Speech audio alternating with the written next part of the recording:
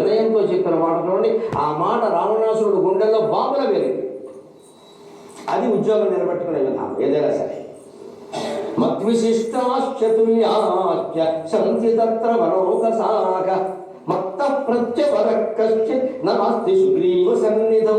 మత్త ప్రత్యవర కశ్చిత్ నాస్తి సుగ్రీవ సన్నిధౌ. రావణుడా, నేనేదో సముద్రం దూకానని, అక్షకుమారుణ్ణి చంపానని, అశోకవనం ధ్వంసం చేశానని నువ్వు నన్ను చూసి భయపడిపోతూ నువ్వు చాలా గొప్పవాడు, నువ్వే ఇంత చేసావు అంటున్నావే.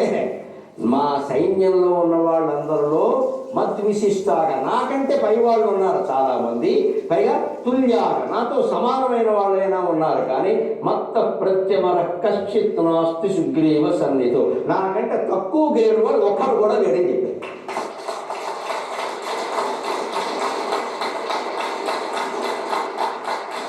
దెబ్బకి రావణాసురుడు గుండె బద్దలైంది. 100 మందిలో వీడు 100వ అట్ట.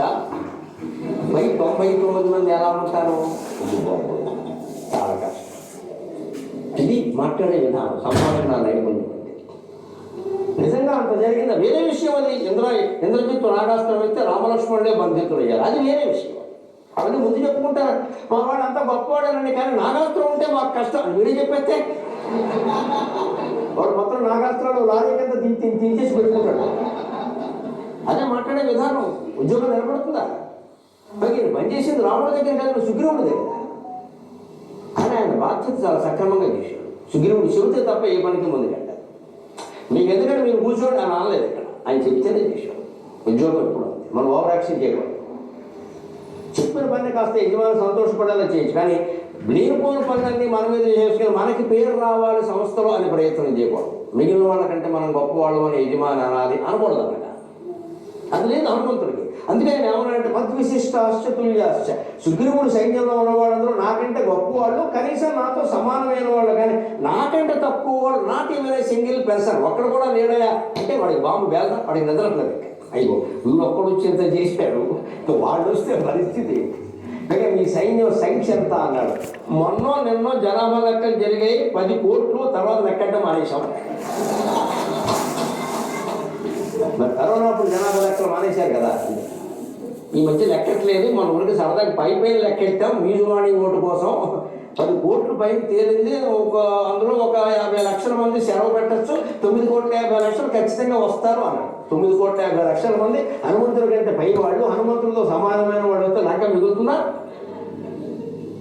అప్పుడు వాడికి అర్థమైంది సీతాదేవి వెనకాల ఉన్న బలం ఏమిటి. సీత బలం కాదు, సీత వెనకాల ఉన్న బలం ఏంటంటే సీత బలం ఏమిటి అసలు, అది అర్థమైంది. ఇంకా వాడి గుండెల్లో బాంబు అప్పుడే పెరిగిందండి. ఓడిపోవడానికి ముందు మైండ్ గేమ్ ఇది, మైండ్ గేమ్. నేను గొప్పవాడిని అంటానంటే చాలా, అంటే ఇక్కడ ఎక్కడ హనుమంతుడికి అహంకారం లేదు. మా సంస్థలో నిజమేనండి, సుగ్రీవుడు అసలు నా రాజే పెద్ద మందపడండి బాబు, ఆయన భార్యనే వాళ్ళ అన్నయ్య ఎత్తుకుపోయాడు, ఏం చేయలేదు. ఈ మాటలనే చెబితే ఆయన లోకమే కూడా అవన్నీ చెప్పలేదట. అవన్నీ చెప్పాల్సిన విషయాలు వాడు తెలిసిన తర్వాత చూద్దాం. మనం బయట పెట్టుకుంటామంటే ఊరికే చెప్పలేదు. అవన్నీ రాజు గురించి కానీ తన గురించి కానీ ఏం చెప్పలేదు. తోలు ఊడిపోతుందని చెప్పాడు ఖచ్చితంగా. మన సంస్థ గురించి బయట ఎక్కడైనా చెప్పాల్సి వస్తే మా సంస్థలో నేనేమిటండి, అసలు మా మేనేజర్ తెలివి ముందు ఎవడో నిలబడలేండి, ఆయన వల్లే మేము ఇలా ఉన్నాం అని చెబితే ఈ మాట ఎలా వల్ల మేనేజర్కి చేరుతుంది, నీ ఉద్యోగం శాశ్వతంగా.